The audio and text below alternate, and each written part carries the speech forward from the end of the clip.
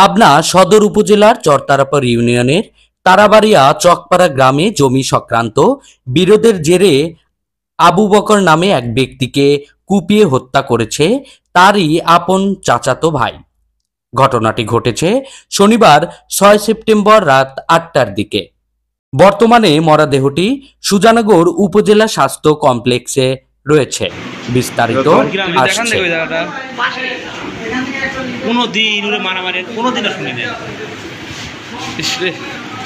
টেটা মারছে তো টেটা মারছে ফুসফুসে লাগছে। হ্যাঁ, টেটা মারতে তো ওই ফুসফুসে লাগবে, টেটা মারলে পরে ওটা ঢুকিয়ে দেয় বাসা আমাদের বাতাস লাগবে।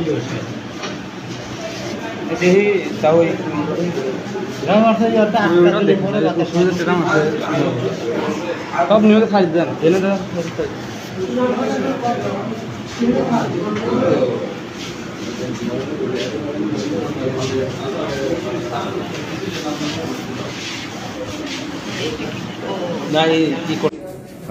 দর্শক, আমি এই মুহূর্তে রয়েছি সুজানগর উপজেলা স্বাস্থ্য কমপ্লেক্সে।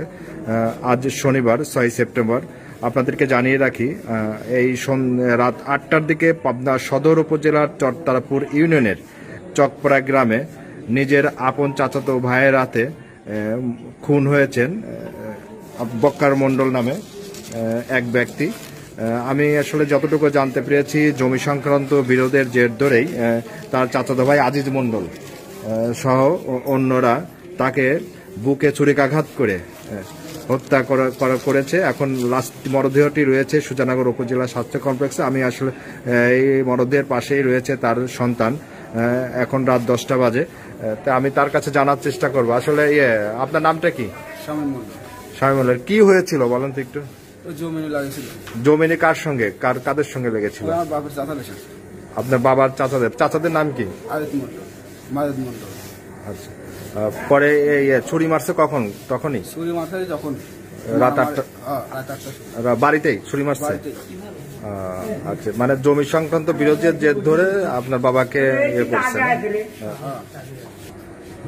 আচ্ছা, আপনারা এখন কি করতে চান এই মুহূর্তে? আপনার এখানে আপনাকে আহত করা হয়েছে? আপনাকেও চাকু মেরেছে। দর্শক, আপনারা দেখতে পাচ্ছেন মরদেহটি সুজানগর উপজেলা স্বাস্থ্য কমপ্লেক্সের মর্গে রাখা হয়েছে। এই আবু বকর মণ্ডল, যিনি আবু বকর মণ্ডল, তার পিতার নাম লবু মণ্ডল। তার বয়স হবে প্রায় ৫৫ বছর। ইতিমধ্যে থানা পুলিশ এখানে ঘটনাস্থলে এসেছেন। আমরা পরবর্তীতে আর কিছু তথ্য থাকলে আপনাদেরকে জানানোর চেষ্টা করব।